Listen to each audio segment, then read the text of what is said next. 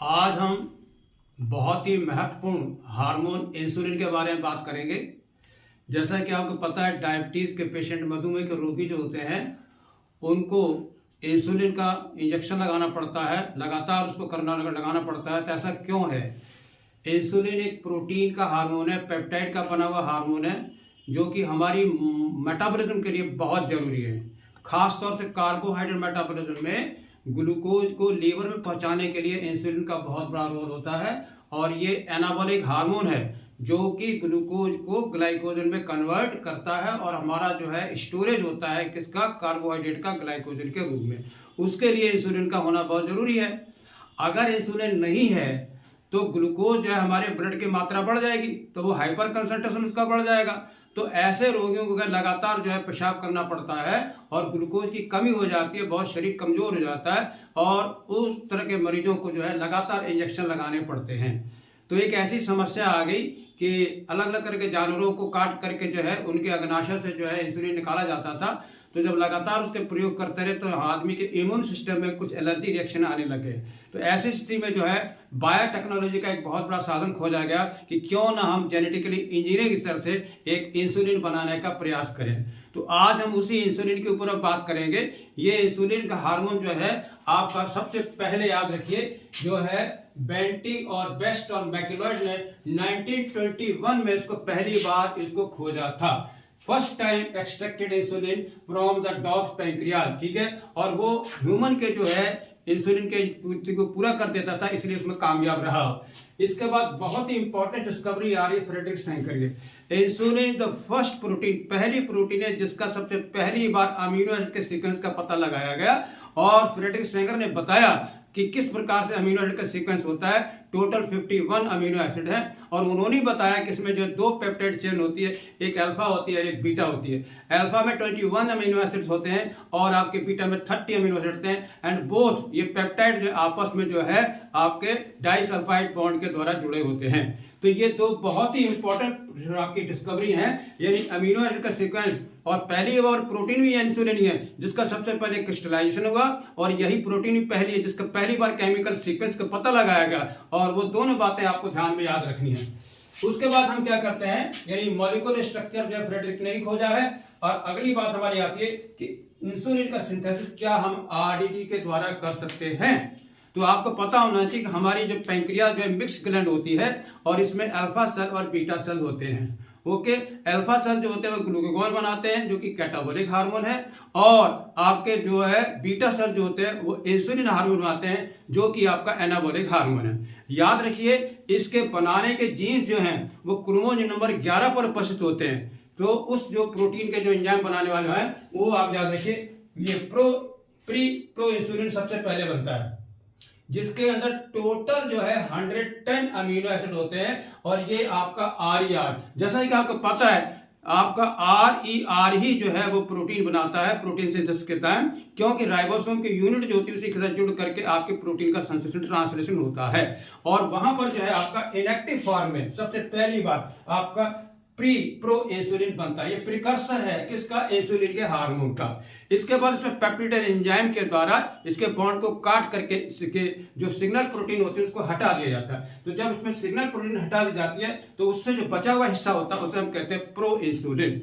याद रखिए, pro insulin जो है वो इनएक्टिव हार्मोन है और उसको फिर पेप्टिडाइल एंजाइम के द्वारा प्रोसेसिंग करके उसको हम इंसुलिन में कन्वर्ट कर देते हैं। इस तरह से लगातार जो है आप देखिए 110 अमीनो एसिड से हमारे पास 86 बचते हैं। और उसके बाद बॉडी में फाइनल प्रोसेसिंग होती है, उसमें हमारे पास 51 अमीनो एसिड होते हैं। दो पॉलीपेप्टाइड चेन है, एक आपकी जो है अल्फा है, एक आपकी बीटा है। याद रखिए, इन दोनों के बीच में जो है आपके इंटरमॉलिक्यूलर डाइसल्फाइड बॉन्ड है और एक इंट्रा भी है। तो 3 डाइसल्फाइड बॉन्ड इसमें पाए जाते हैं, ठीक है। अब इसके बाद हम आपको बताएंगे कि आरडीटी में किस प्रकार से इसको बनाया जाता है।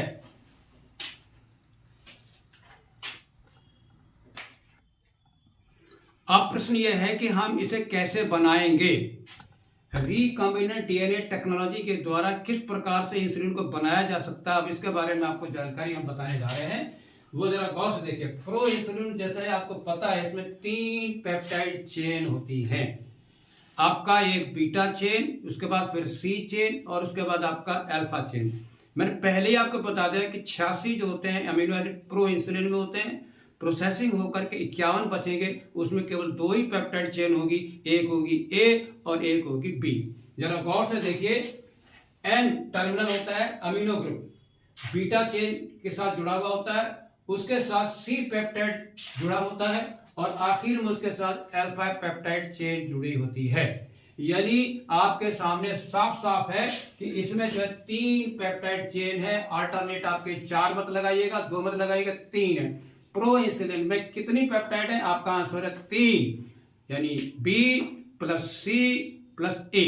अब आगे देखिए, ये प्रो इंसुलिन में करते क्या है, इसकी होती है प्रोसेसिंग। ये इनएक्टिव हार्मोन है, पेप्टिडेज एंजाइम के द्वारा सी पेप्टाइड को हटा दिया जाता है, यानी उसको रिमूव कर दिया जाता है। तो जैसा लिखा हुआ है, द सी पेप्टाइड चेन जो है present in the mature insulin जो है नॉट प्रेजेंट। यहां देखिए बहुत ही साफ है, नॉट प्रेजेंट ये नहीं होती है, और इसको हटा दिया जाता है ड्यूरिंग मैच्योरेशन। किसके द्वारा? प्रोटीएज एंजाइम के द्वारा ड्यूरिंग द प्रोसेसिंग, काट के इसको अलग कर दिया जाता है। अब जरा देखिए नाउ, अब ये क्या ऐसा संभव है कि हम आरडीटी के द्वारा इंसुलिन को बना सकते हैं? तो मित्रवर, साइंटिस्ट ने बहुत इंपॉर्टेंट खोज की कि उन्होंने जो है ह्यूमन के न्यूक्लियस से क्रोमोसोम नंबर 11 से जो डीएनए के जीन निकाले, उससे पहले जो है आपको बाद में जो है जो L lily company 1983 insulin protein जो होती है उसी के थ्रू उसके सीक्वेंस अमीनो एसिड से ही डीएनए का पता लगा लिया, और उन्होंने जो है क्या किया, प्रिपेयर 2 डीएनए के सेगमेंट बनाए, ठीक है, अल्फा के लिए बनाए और बीटा के पेप्टाइड बना लिए। यानी वो डीएनए के सीक्वेंसेस, ठीक, जो कि डिसाइड करेंगे कौन सा हमारा अमीनो एसिड पेप्टाइड में लगेगा थ्रू द एमआरएनए। तो उन्होंने जब डीएनए बना लिया, तो जब उसने डीएनए बना लिया, and that DNA will act as a foreign DNA. क्या बना सकते हैं? यस। तो इसका आंसर आया कि हाँ, आर्टिफिशियली जो है आप आरडीटी टेक्नोलॉजी के द्वारा आप ई कोलाई में ह्यूमन की इंसुलिन को बना सकते हैं। अर्थात ई कोलाई के प्लाज्मिड में, वेक्टर में जो जीन है आपके इंसुलिन के, उनको उसमें इंट्रोड्यूस करवाया। तो फाइनली देखिए इसको, in 1983 Eli Lilly an American company थी जिन्होंने क्या किया, प्रिपेयर 2 डीएनए सेगमेंट बनाए corresponding to A and beta peptides के, ठीक है, और उसको जो ह्यूमन इंसुलिन के जो होते हैं जो उनको आपने इंट्रोड्यूस किया किसमें, ई कोलाई के प्लाज्मिक वेक्टर से। इस प्रकार से जो हमारा डीएनए बनेगा वो हमारा बनेगा रिकॉम्बिनेंट डीएनए बनेगा। वो क्यों बना? फॉरेन डीएनए जीन निकाले हमने, किससे? आपके बनाए हमने, उनको इंट्रोड्यूस किसमें किया? प्लाज्मिक वेक्टर में। तो हमारा कौन सा बैक्टीरिया बनेगा? रिकॉम्बिनेंट बैक्टीरिया बन जाएगा, जो कि हमारी प्रोटीन इंसुलिन को बनाएगा, ठीक। और लेट अस सी, अब हम देखेंगे कि प्रो इंसुलिन जो इनएक्टिव हार्मोन है उसमें कितने पेप्टाइड है। आप स्पष्ट देखिए क्लियर कट कि देयर आर 3 इसमें पेप्टाइड बॉन्ड है।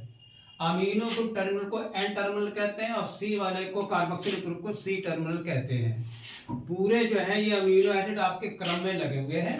पहले जो सबसे पहले बी पेप्टाइड चेन बन रही है, उसके बाद आपका सी पेप्टाइड जो 33 से 35 अमीनो एसिड की है, और लास्ट में सी टर्मिनल पर आपका ए पेप्टाइड है जिसमें आपके 21 अमीनो एसिड है।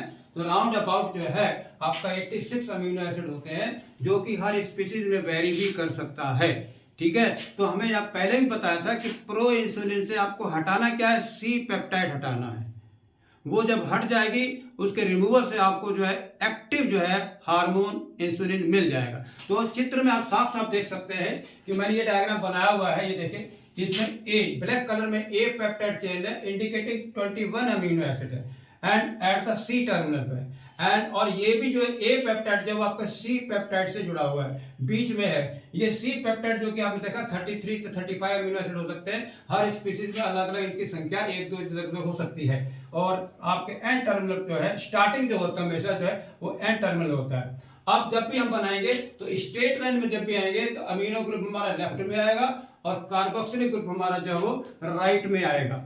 अब जब हम इसकी प्रोसेसिंग करेंगे, प्रोसेसिंग में क्या होता है कि पेप्टिडेज एंजाइम होता है जो कि आपका पेप्टाइड बॉन्ड को हाइड्रोलाइसिस कर देता है। उससे क्या होगा, आपका 2 जगह से, यहां से भी जो है हट होगा, तो यहां से ये हटेगा और यहां से ये हटेगा। तो पेप्टिडेज के द्वारा जो है बॉन्ड को तोड़ दिया जाएगा पेप्टाइड को, और आपकी जो सी जो है पेप्टाइड बॉन्ड जो फ्री हो जाएगी। जब वो फ्री हो जाएगी तो आपके पास क्या होता है प्रोसेसिंग में, आपको उनको जोड़ना भी है। तो दो पेप्टाइड चेन जो है आपकी ए चेन और बी चेन का आपस में जुड़ना भी जरूरी है। तो रिमेंबर, ए चेन बी चेन से दो डाइसल्फाइड बॉन्ड के द्वारा जुड़ती है। ठीक है, आप देख लीजिए, ये ए चेन और ये बी चेन। अब ये ए चेन जो है आपकी जो है, सॉरी, ए चेन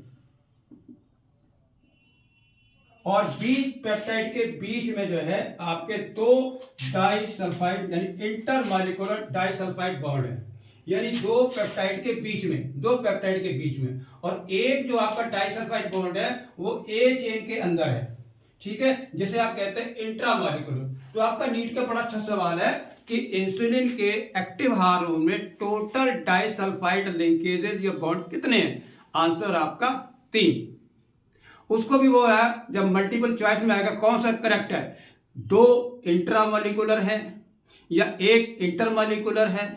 करेक्ट आंसर जो है आपका वो है 2 आपके इंटर है और 1 आपका इंट्रा है। ठीक है, और इस प्रकार से साफ तौर से आप देख रहे हैं कि ये आपका इनएक्टिव है। ठीक है, हार्मोन प्रोसेसिंग के द्वारा ये आपका एक्टिव हार्मोन जो है ये हो गया। यही हार्मोन जो है आपका ग्लूकोज को क्या करेगा, लीवर में पहुंचाएगा और उसके साथ साथ ग्लूकोज को ग्लाइकोजन में कन्वर्ट भी करेगा, यानी रिसेप्टर का काम भी कर रहा है और उसको पॉलीमराइजेशन भी करवा रहा है। इस तरह से जो है आपका यहाँ पर इंसुलिन का हार्मोन बन जाता है। चित्र के द्वारा साफ साफ 3 पेप्टाइड से 1 सी पेप्टाइड हटा देते हैं। ठीक है, ओके। अब फाइनली हम इलस्ट्रेशन कर रहे हैं चित्रों के द्वारा किस प्रकार से आप इंसुलिन का निर्माण करेंगे रिकॉम्बिनेंट डीएनए टेक्नोलॉजी के द्वारा। Now let us see in the diagram. First of all, in a human pancreas beta cell, chromosome number 11 से हम क्या करेंगे, इंसुलिन का जीन निकाल देंगे। Insulin gene is responsible for the synthesis of insulin protein and that I will be isolated with the help of endonuclease which cut the DNA at a specific site to liberate human insulin gene, and it is also known as foreign DNA या Dzire DNA कहते हैं, वांछित DNA या जिसकी हमें जरूरत है। हमने ये काम कर लिया, किससे हमने निकाला, ह्यूमन के पैंक्रियाज के बीटा सेल से निकाल दिया। उधर हमको इसको कहां डालना है, इसको हमको वेक्टर में डालना है। तो वेक्टर जो है वो एक प्लाज्मिड है, सर्कुलर एक्स्ट्रा क्रोमोसोमल डीएनए है जो सेल्फ रेप्लिकेटिंग है।